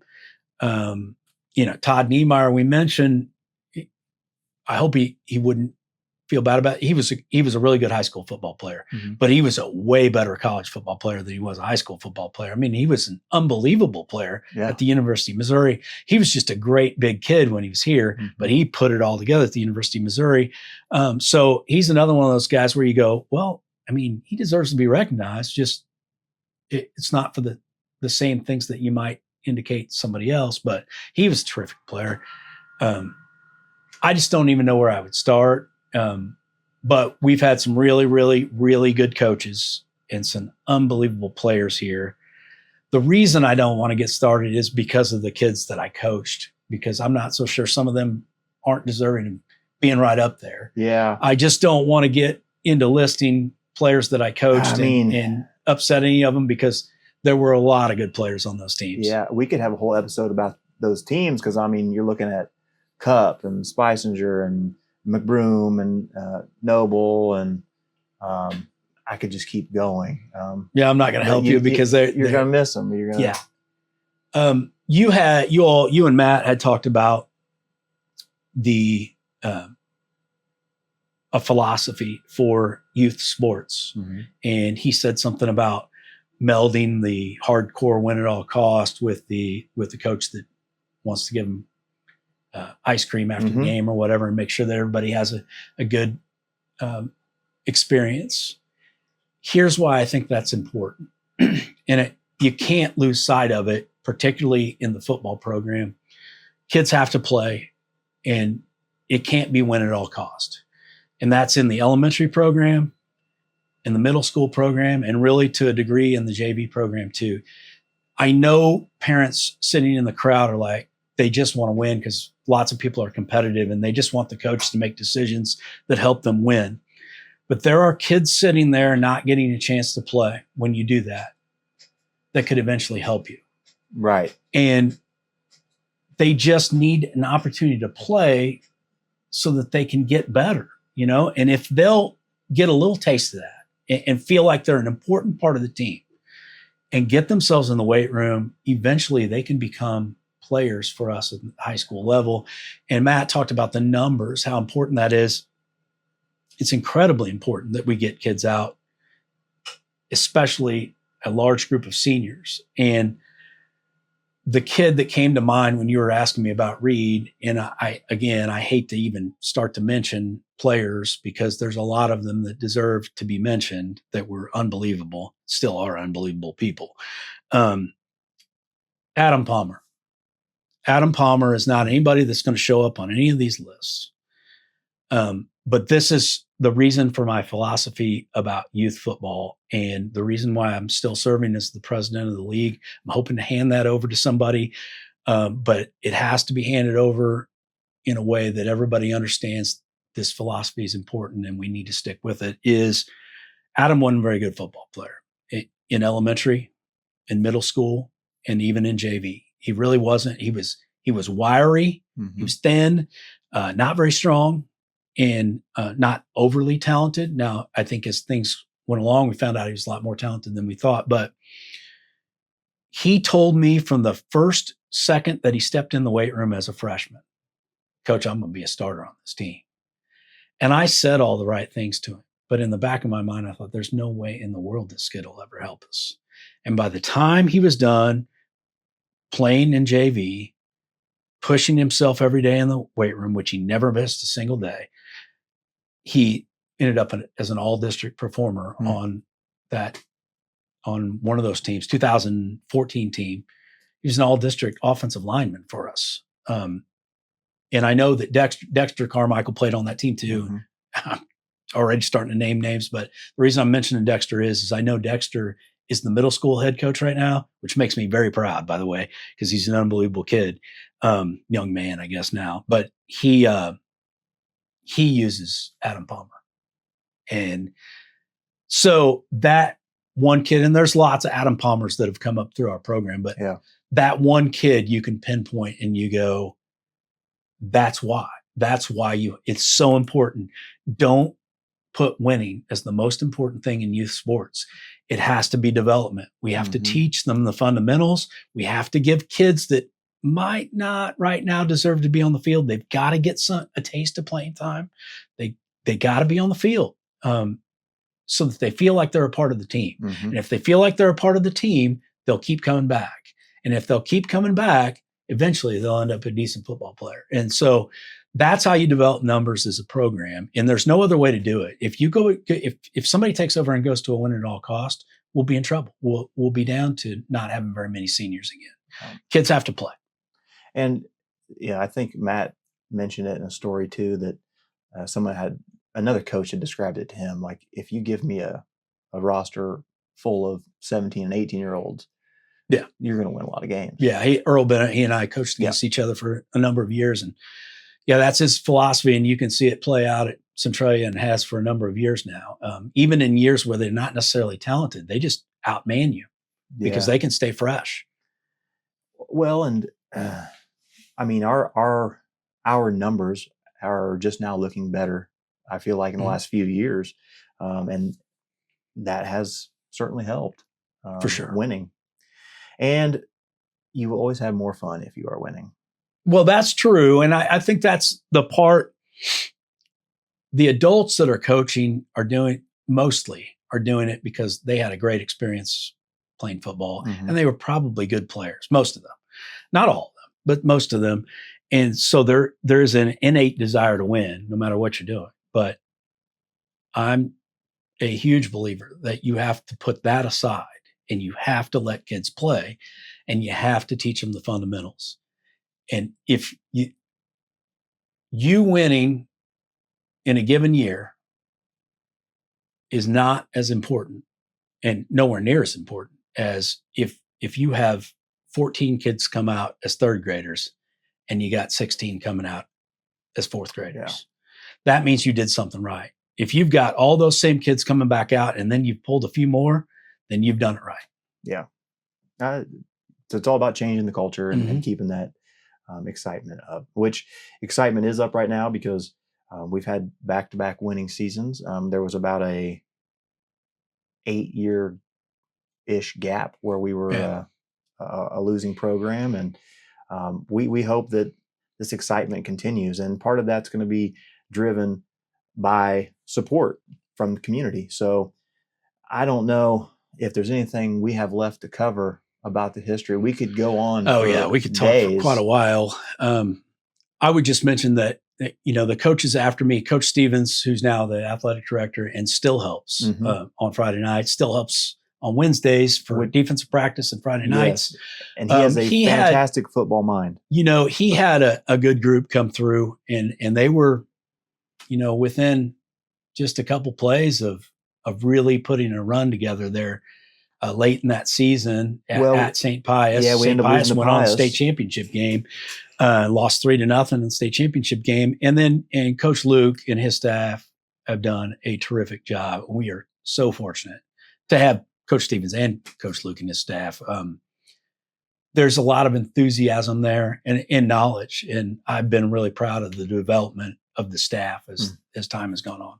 Yeah. And those guys specifically have done a really good job of bringing fun to the program, just like you mentioned. For sure. I mean, for sure. Of course, everyone wants to win, but boy, they make it fun. If you see a coach out there, jumping off the ground, giving kids chest bumps and running up and down for touchdowns, that spills over into the energy of the kids. Mm-hmm. I mean, I will forever remember a coach that we had, which was Coach Snodgrass. Yeah. And the energy that he presented on a nightly basis was unmatched, and he would headbutt you and bring himself to blood, and you wouldn't help but be motivated. So I know it's a different experience now, but shout out to him. So I really appreciate you. I know you're busy at school and all the things you do and helping with the Main Street. Thank you for taking the time to come on and talk about the Quarterback Club. I know it's important to you as it is to me, and anyone who's watching, we are really going to be making a push when football season kicks off for membership. And we are working on ideas for, membership benefits and get-togethers, maybe even tailgate events that we can organize. It's all just in the works, but we are working on that. But we would really appreciate, you thinking about becoming a member. And right along with that, we are working on raising funds for the team equipment, as I mentioned. So I just want to put out there that anyone who is willing to make a donation, you can reach out to Nile or myself directly. And anyone who makes a donation of $100 or more will automatically be a member of the Quarterback Club. Yeah, it'd be great. Any help that people can offer us would be awesome. We're going to raise it no matter what, but we'd love your help. If you're passionate about the program, you want to help these kids out, then we would love your assistance. Yeah. But and real quick, I want to say our first donation for this specifically came from, to me, one of the greatest players that I've ever watched, Daniel Littrell. I don't know if everyone's had a chance to watch him as a running back, but I think in our record books one year, he averaged like 13 point something a carry. But when I mentioned to him we were working on some equipment, really to help with that O-line, he said, yeah. So thank you to him. I know he doesn't like to be recognized for stuff like that, but we appreciate it. And for sure. Anyone who's willing to help, just contact Nile. All right. Okay. Think All so? right. I had a couple things I wanted to mention. Yeah, You go always ahead. tell me to say, you always tell them to say it with your Oh chest. my God. Yes, forgot to So- say it with your chest. I want to hear it. This is in general, in our community, in our school, in our anything. And I know you've said it a number of times. I say it anytime I'm asked to speak to community groups, and that's they. When you look at things in this community or in our school, and you say, "Man, why don't they do that?" or "I wish they would do that." They should do that. Drives me nuts.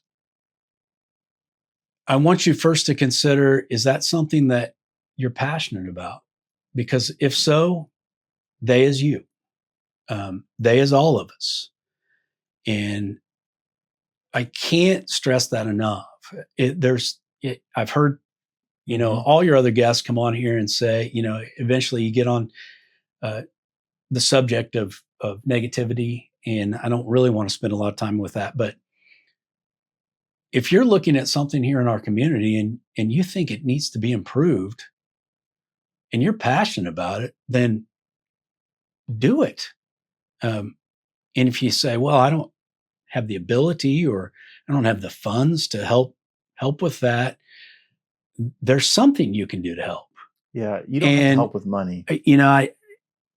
People complain about the small groups of people, Main Street or the Growth Partnership, which I'm the president of, and the chamber, or complain that they're not doing enough, or they need to be doing this. Again, there's always room on one of those organizations for you. If you're passionate and you're looking to make a positive difference, we might not always agree on what needs to be done, but those people that are in those organizations are passionate, which can certainly lead to some arguments at times, but they are passionate about doing something positive. And if you're passionate, then come be a part of it. And you might not always get your way, but at least you get a say. And I would say the same thing about our city council.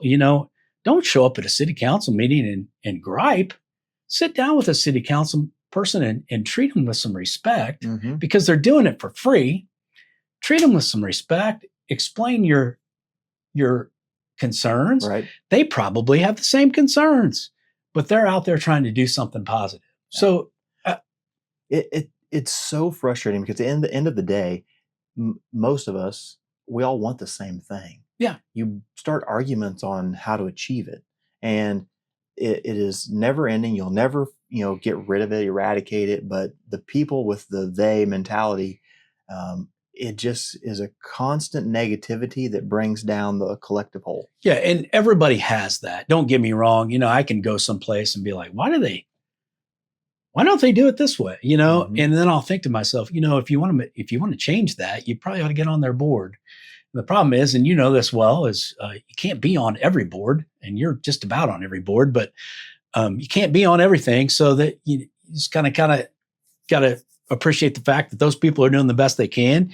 You can explain your position on it, but they may not agree. But nobody's, in my opinion, very few people would be out to do anything negative in this community. The people that are involved, you may not agree with them, but they're not out for the wrong reasons, because nobody's getting paid to do it. And these groups, they're not turning people away. They're not turning help away. It's not like some secret society that they're not letting you in. The Main Street Committee, we have over 100 volunteers. We'll take 200. But shoot, we'll take 2,000. Right. We can get a lot of stuff done with that. So I know that gets talked about a lot, but and I want to be as positive as I can be, but don't have the they mentality. Be a doer. And it's not as easy to be a doer this day and age, especially if you're a parent and you're gone every night to a ball game or whatever. But whatever you can do positive that you're passionate about and you want to see change, get involved. Yeah. Again, there's not a lot of time for it anymore, but this community needs a lot of people. But you'll be amazed what you can accomplish in an hour a week. Yeah. Like if you find an hour to go help somebody, you might totally clean up something and make the appearance completely different. For sure. And there's a lot of good people in this community that do that. Mhm. And some of them are much more doers than I am. I can go to meetings. I don't always have the time to help with those projects. There are some people that are, you name the project, they are there and they are doing it, which is incredible to me that they're willing to give that kind of time and that kind of effort. So, and I could start naming those names, but it would go on for a long time too. So, Yeah. but I just think that's something I'm passionate about. It's something I've always cared about. And I just consider what can you do? What can you do to make this place better? Because there is no question. I have friends, that live quite a ways away from here that eventually show back up to town and they're like, holy cow, the Main Street. What about that place? That's really picked up. I take a lot of pride in that. I haven't done a lot of that work, but I'm a member of that organization. And I take a lot of pride in that. Like people are seeing it. There's positive movement here in this community. You hope to be proud of your community. I mean, and that's not just a singular person. It's the group, and you should be prideful of that. So I hope we bring and willing to put in the work to help. Yeah. So the other thing I wanted to mention, that was say it with my chest, I guess, and probably too much for people. But the other thing I wanted to mention is that one of the reasons I got out of football was I just wasn't present with my family, to be real honest with you. I was there. People don't realize how much time a football coach, all coaches, but a football coach spends not just on game night, not just practices. The requirement to be a coach of that sport is tough. If you're doing it right, you are devoting your heart and soul to it, and you have very little time for anything else. And, I just wasn't, as time went on, and we were winning, and that makes it even worse. And I'm sure Corey felt that this year as you start winning, then you feel even more pressure that, oh shoot, I can't mess this up, and so then you spend more time. So like I said, I'd be sitting on the couch with my family watching a movie, but I wasn't watching the movie. I had an iPad in front of me. I'm watching game film. Mm-hmm. And my wife would say, you're here, but you're not here.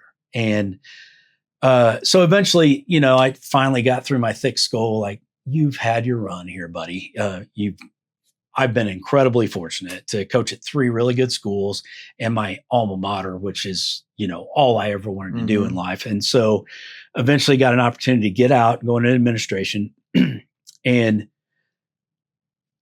last summer, my son, Kingston, my youngest son, Kingston, he gets into these hunting videos and fishing videos. And so we were watching them all the time. And he finally said, Dad, can we do that? And I go, well, I mean, I can take you fishing anytime. I don't hardly know anything about hunting, and I definitely don't know anything about trapping, but I mean, yeah, we can try it.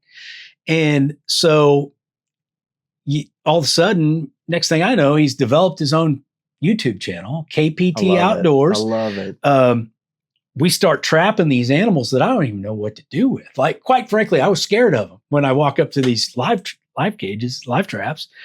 And, but I told him, I said, hey, now listen, if we're going to take an animal's life, we're going to eat them. Like, we're not just going to, just take things lives. And so first thing we trap is a possum. And I'm like, that maybe my advice, my words were not right. So we ate the possum. Next thing was a raccoon. We ate the raccoon. Of course, we've had lots of fish, lots of bullfrogs, sand fleas. Had the great fortune to go hunting and spend quality time with my cousins, Ian and Colin, who have taken a lot of time out of their schedule to go hunting for deer and turkey. I feel like there's probably something else disgusting that we ate that I'm just not thinking of right now. But anyway,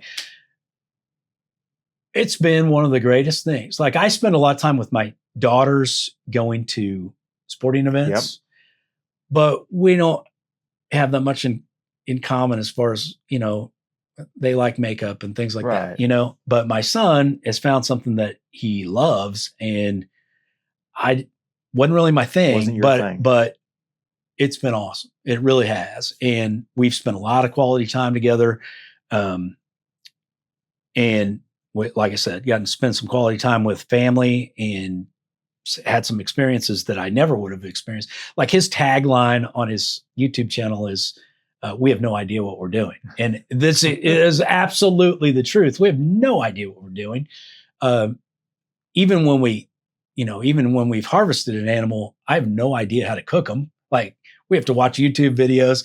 So it has been a blast. And he's got some more videos in the works right now. He's really evolved as his editing skills are becoming better. His ability to figure out the algorithms of YouTube, which I know nothing about, has been incredible. But like I said, I get it. I've had an opportunity with my other 3 kids to spend a lot of time as far as sports go, but he's an athlete too, but that has been quality time. KPT Outdoors, check it out on YouTube. I was going to say, so if you want to support a future Bulldog, or current Bulldog, but a future player in the high school level, go support that channel. Follow him. The shorts are hilarious. It really is good stuff. And I wish you didn't bring it up, but I wanted to mention it. He's got another business that he's working on in conjunction with this, and he just had a video kind of take off for him. Tell us about that. I don't know. He's only 12, but he just kind of gets ideas and he runs with them. So right now he's trying to develop this power washing trash cans business. So I think it's Icebox Power Washing on YouTube. And so I think he's going to start up this week with putting stickers on people's trash cans when they leave them out, just to say, hey, if you're interested in having the inside of your trash can cleaned out, he's interested in helping you out. So I love that. I don't know. I wouldn't want to do it, but that is something that, you think about, you throw your trash out and maybe the pickup day is now, 4 days away and it's been 90 degrees. They get pretty disgusting. Yeah. So the fact that he wants to take that on, that's pretty awesome. All my kids have unique abilities. His deal is he has an ability to think of an idea and just run with it. So that's pretty cool. Well, what we like to say around here is, that stuff matters. For sure. For sure. And awesome. Family matters. And that was the reason for the transition to administration. And it's been a good one. I've been able to watch all my kids play sports. It's a lot. The supervision becomes a lot, but I'm not sitting at home watching game film or figuring up stats or whatever. And you don't miss any games. No, I see them all. I see pretty much all of them. So is it, well, you've been out long enough, but when you first were out, was it hard to watch a game and say, it's getting better? I'll tell you what, I had a hard time with Scott and Corey of not giving my opinion when it wasn't asked for. And the first game of this past year, I had an opinion of something he should be doing. So I catch him at halftime and I could see his reaction was like, I got this. I've been doing this for a while. And he's right. He does have it. He didn't need my opinion. And since then, I told myself when I walked away from that game, I was like, you know what? He doesn't need you. If he needs you, he'll ask for it. Mm-hmm. And so I just wait. I always have an opinion, but I want to make sure, like, just because I have an opinion doesn't mean it's right and doesn't mean it'll work for everybody. I remember I gave my opinion to Dexter at a middle school game at halftime one time. He comes out and runs that play and it's almost picked off. And I was like, there you go. That made a lot of sense. What are you giving your, you just, they don't need me. They're just every bit as knowledgeable or if not more knowledgeable than I was. Yeah. And I guess that's kind of what the part I'm saying is you kind of get humbled a little bit. Like, you don't know everything. You're not the greatest coach that ever lived. And so just stay in your lane. They ask you for advice, give it to them. And otherwise leave them alone and let them do what you hired them to do. And I've been very proud of them. Man, that would be tough.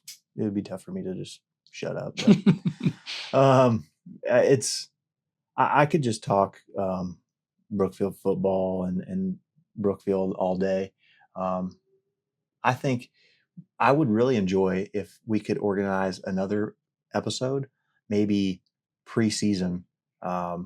Maybe we'll talk about Bell game, or maybe we'll get the coaches on. That would be another fun one just to sit down. For It would be fun if we had a round table with the coaches involved. That might be fun. Just to get their take and drop a comment. I'll put this as a reel. If you want to see a episode with a round table of the current coaches with some of the quarterback club members, an episode, that would be a lot of fun. For sure. Yeah, for sure. Nile, unbelievable. I just enjoy talking football with you. Well, I feel like we probably rambled on, and I could do that. And there's probably things that we had on our list that we didn't even touch on, and I regret that. But it's hard to think because I get off on a tangent, and then Well, it's hard to cover something so meaningful and just like cap it off, because with something so vast as the football team, there's so many like side roads you can go down with certain players and their story and how they, overcame this, or what happened to the town when this occurred. And man. And they've been playing since 1896. It's just incredible when you start to think about that, how long ago that was. It'll give me goosebumps. I don't know if it does other people, but like I said, go underneath that stadium at night, see if you don't get goosebumps. Yeah. Please do that with permission and not just break in like some people. Yeah, some people do. All right. Well, Bulldog Quarterback Club, that's the organization for this week. And once again, if you're interested in helping out, becoming a member, just get in touch with Nile or I, and we would love to have some more helping hands and donations to make the purchases possible. So thank you for all that you've done. And that's it. That's all I got. Okay. I appreciate it. See you guys. We give to Porn to the edge, to the 15, 10, 5, cuts back into the end zone, touchdown, Bulldog. Peyton Porn takes it in for the score. Peyton Porn on the carry, touchdown, Bulldog.